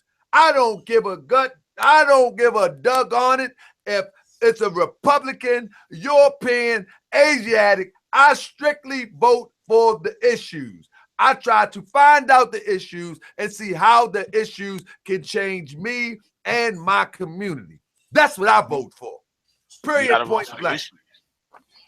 That's the point, man. And what the track record has been after a certain point, because it did switch, like you said, it definitely switched between the Republicans and Democrats. But what happened is you have one group who were more for big business, and the other group who were more in line with what it is that the little man and the working class people needed. And so that's really what you're looking at. The majority of us will be considered the little man or the working class. And I just feel sorry for the people who are saying they're going to withhold, as if withholding yields some type of political power. Withholding does not advance any political power whatsoever. What that does is it puts you in a position to be the underdog, because the fact of the matter is, it is the Senate It is the Senate who redistricts. Okay, it's the Senate who redistricts, and a lot of times what they do under the guise of redistricting, it winds up becoming what they call gerrymandering. And so when they do that, you wind up losing representation. And when you lose representation, guess what else goes along with that? Money. Money goes, resources goes. Okay, so this is why I said it's more than just the presidential election. It's more than, if you don't like the candidates, think of it in terms of the fact that one of these candidates is going to appoint people to the Supreme Court. And look, What kind of thinking people do you want in the Supreme Court? One of these candidates will be able to appoint judges to the district and circuit courts. What kind of judges do you want on the district and circuit courts? Do you want judges who are going to agree that stop and frisk needs to be implemented nationwide? Or do you want people who's going to stand with the New York City district judge who ruled that the application of stop and frisk in New York City was actually unconstitutional and violating the rights of the Asiatic citizens in the city? And check this out. Somebody said, Tahaga Bay, you voting for Trump. Hey, I'm telling you now, I do not believe in hiding my vote. I am voting for Hillary Clinton. Why am I voting for Hillary Clinton? You know, we've been taught this thing by this European. And I say this European because he teaches us and we follow suit. Don't tell nobody who you're voting for. Don't tell nobody who you vote. Why? So you don't influence. So you don't influence somebody. But then that's played out now. Mm-hmm. The reason why I am voting for Hillary Clinton is because of Bill Clinton's economic track record. That's it. That's all. I'm not voting for Hillary Clinton because I want a woman in office. I'm not voting for Hillary Clinton because I don't like Trump. Don't know Trump. I just know that I cannot pinpoint anything he has done for us. But I can say personally, I have benefited from Bill's track record as it relates to building and stabilizing an economy. And I'm telling you, I got one of them little backgrounds, man. I ain't supposed to be here talking to you right now. You know what I'm saying? And I done got some jobs that you be like, what? For real? You used to do that? Even when I started my business, it was the experience that I got from those jobs that gave me the confidence to do what I do today. So the quality of life doesn't only start with choosing the candidate and the candidate providing the job or providing housing or providing things like that. It also trickled down to even the mere little confidence that you build from the job, because in certain aspects, when you can't get a job, it'll kill your confidence, it'll kill your self-esteem, and you go back to the block, and before you know, you done snowballed yourself back into some nonsense. But with a promising economy where you can go and get a job, even if you lose one. Man, one time I had to put hands on somebody. I had a forklift job way back. I had a forklift job. And this guy, he thought that if we was in the workplace, he could get slick. Hey, he wanted to get slick out the mouth all the time. You know what I mean? So I had a forklift job. He come across the forklift. Brother, don't walk past the forklift. Blase. He cussed me out, called me all out my name. I put the forklift in park. Bing, bing. You know, they caught me on camera, lost the job. Next week, had another job. And they called the people and asked him. He said he was a good worker, but he lost his temper one day. They actually didn't give the details, got that job. Man, I'm trying to tell you, the economy was good. So it built my confidence to be able to go and get another job. And now I have my own business. It built my confidence and to grow my own business. So, I mean, it can affect you in such a way where it's not just the job, it's building your morale and your confidence in yourself. You know, but with that being said, my brother Ali, come on, take us on out, my brother. I'm hungry, and we're gonna come back on Sunday with a topic, brother. I hope you're around, brother. I hope you can be here. If you can be on Sunday, you know, Mm-hmm. we're going to address terminologies. Mm-hmm. And I'm not talking about black. You know what gets me, brother? One What's that? thing that is really getting to me, that people read that people read these people read laws, people read and one terminology we want to look into is law and context. So I don't know what I'm gonna call it yet, but I think, man, when we read something that hasn't been put in law, why do we quote it as if it's the law? I don't get this. I don't get this. Not only that, man, we're going to address these things, man. We're going to address these things because we got too many of us quoting things that is not officially on the books as law. But we quote them as if it's law. We got to stop this, man. It's real funny, man. Prophet. We have to stop this, man. Yeah, they blame it on the prophet, and like, oh, you but you know what's so funny about it, man? And that's because I know it's next week's, the next show's topic. But what's so funny is I said people often use cases. They go to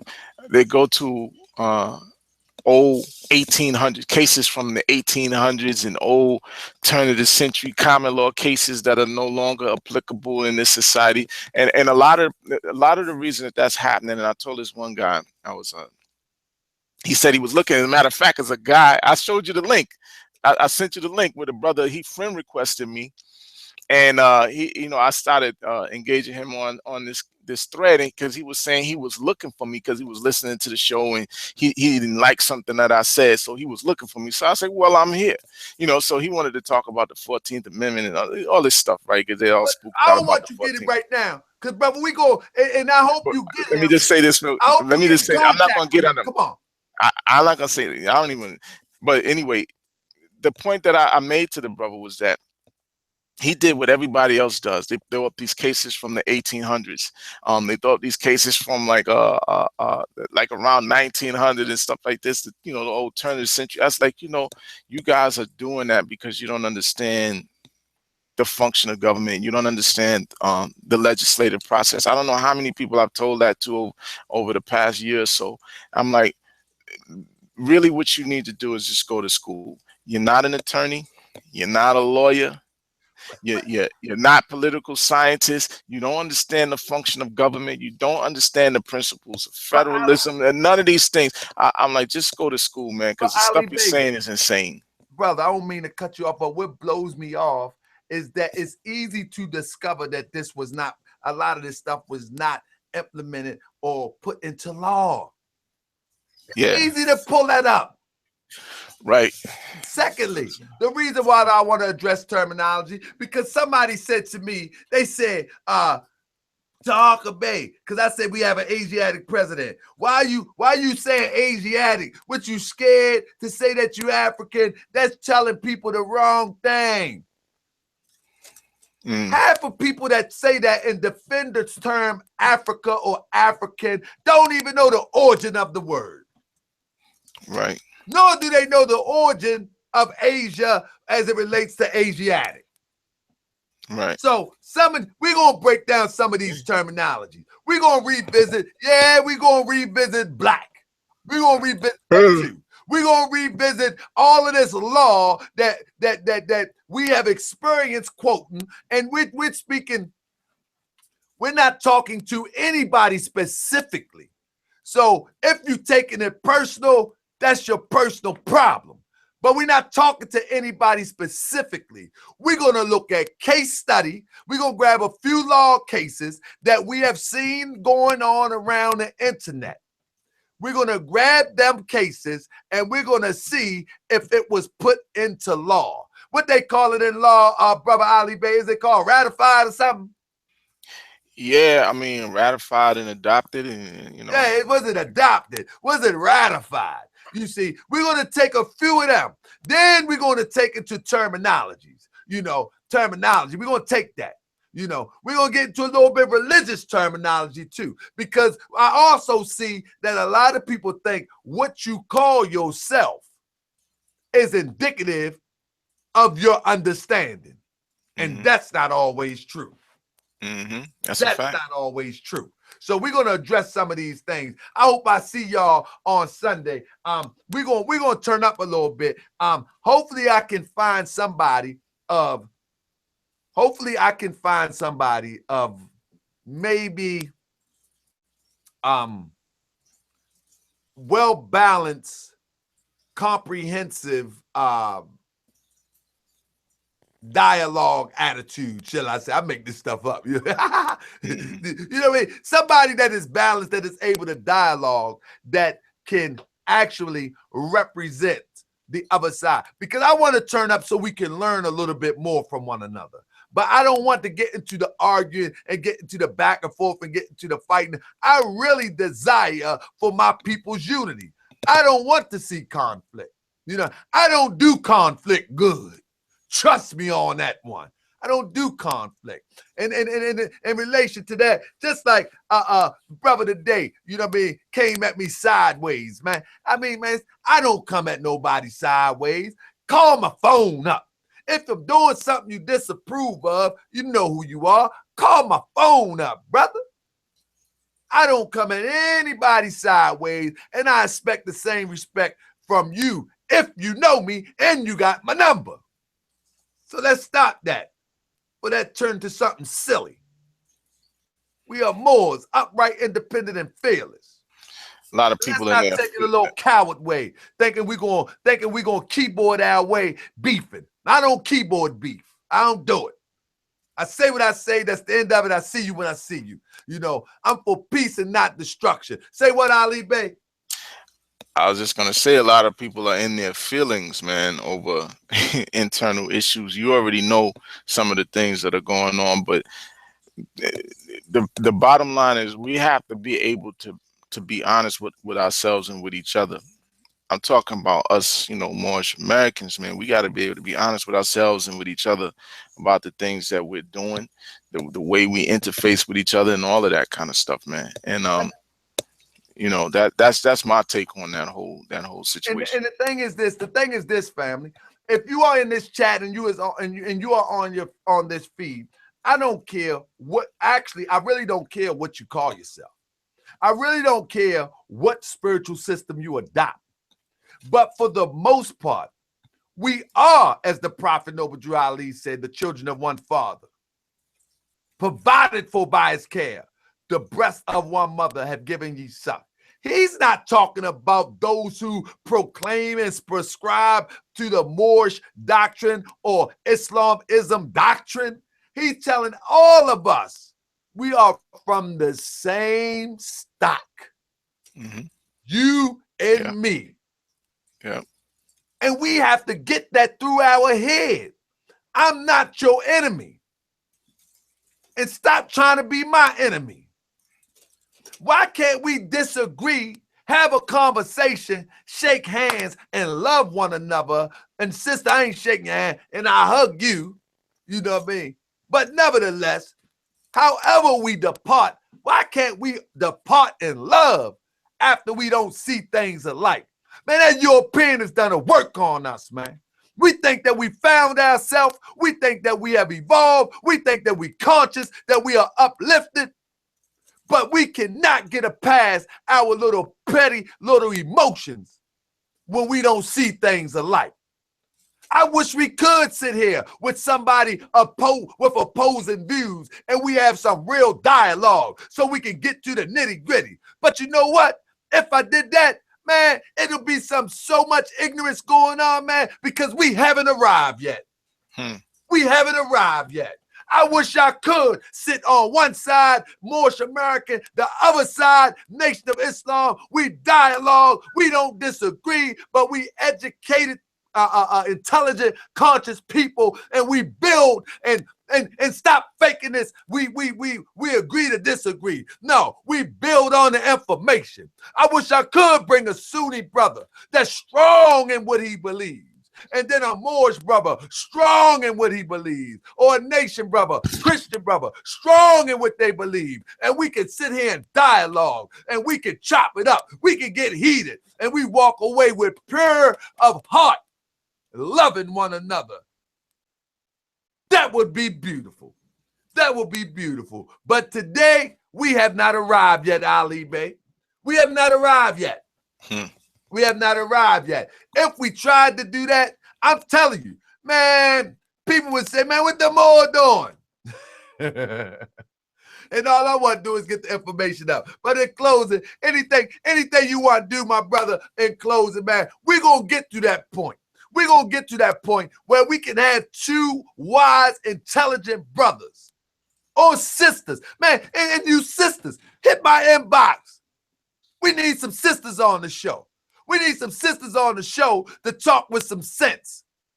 You know, not getting on the show just because you're a sister and you think that you got something to say. No, you have done some study. You can represent what you're saying. And then you won't be twerking on IG or Facebook later. You know what I mean? We got time for that. I have something I would like to say. Yes, sir, my brother. I want to use the words of the prophet in closing. In part, not the whole piece, but in part. His piece called Political Slavery. Just the other day, someone was talking about, the prophet was talking, he was making reference to us running our own candidates, and that's all he was talking about. Well, here's what he says in Political Slavery. The very first word in the very first sentence of Political Slavery is the word anytime.